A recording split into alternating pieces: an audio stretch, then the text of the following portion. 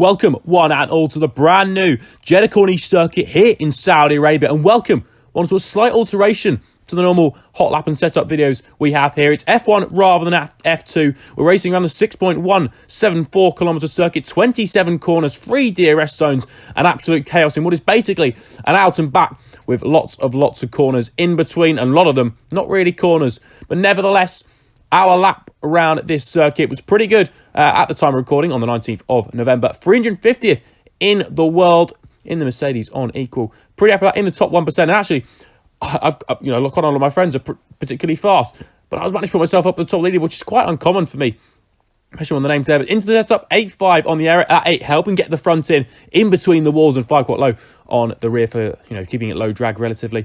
100% and 53% is the on throttle and off throttle. Maximum front camber, minimum rear, minimum front toe, and just above minimum rear toe.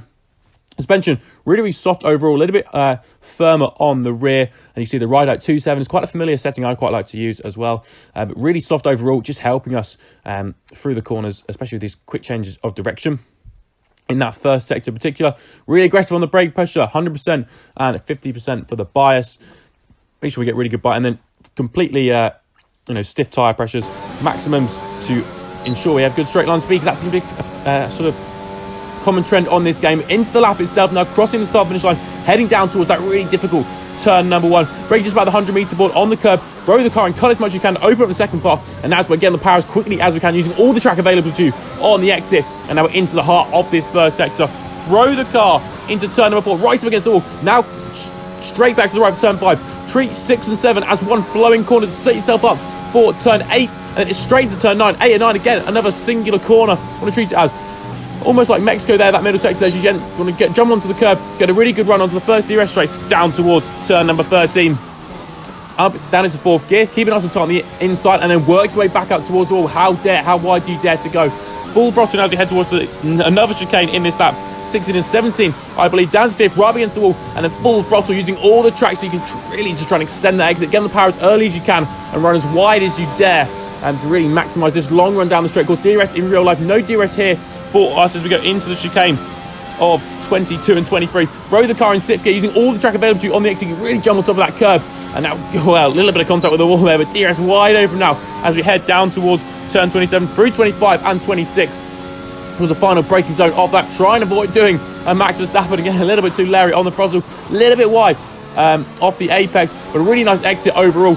Heading now down towards the start finish line to complete our lap, and it's a 1 minute 26.774. I think it's 350 in the world at time recording, which is pretty good for me. I've got to say, I'm pretty happy with that. That's why I'm sort of doing this F1 rather than F2 for this particular circuit. We're going to go on the onboard like we normally do for the F2 ones, see what we can unpick, see if we can sort of understand anything more about the lap.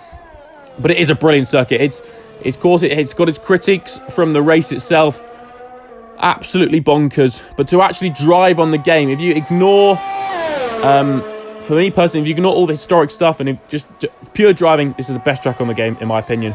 Down towards turn number 1, really tight on the inside, opening up the second part, and you can see how wide we run here, really utilising all the track and a little bit more. The rear almost stepping out on us there, as you really demand a lot from the rear tyres. Throw the car into turn 4, really aggressive on that inside wall, and now it's almost just treating these as one, almost free-flowing corners. 6 and 7, this where we are now, really important to set yourself up perfectly and be nice and smooth as you literally dart straight back in. There's no straight point in that lap, and again jumping on the curbs, keeping it nice and safe with track limits as well, because that's quite an easy point to invalidate on your lap. Enough DRS down towards turn 13, the big hairpin, using the banking to your advantage, nice and tight on the inside, and just run the car out wide like we do there. Really get on the power nice and early. Into the next of the sort of fast flowing chicanes, again nice and tight on the wall inside. We dropped it down into 5th gear. You can see utilising that curve there. If you get on top of it, there's no worries about spinning, and it's a lot more comfortable than if you're half-heartedly on it. You really have to commit to that corner on the entry as well as the exit. Weave your way in between the walls now to this really fast chicane. 6th gear, tuck right up against the right side.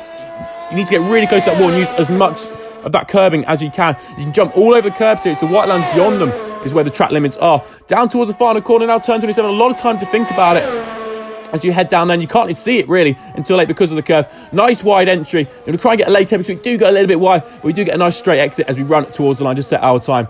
But what a circuit, what a feel for it. And hopefully you've enjoyed the little F1 hot lap, and we can maybe do a few more. If you've enjoyed them, please let me know down in the comments, and hopefully some new faces to the channel as well. So hopefully we'll see you soon for some more videos.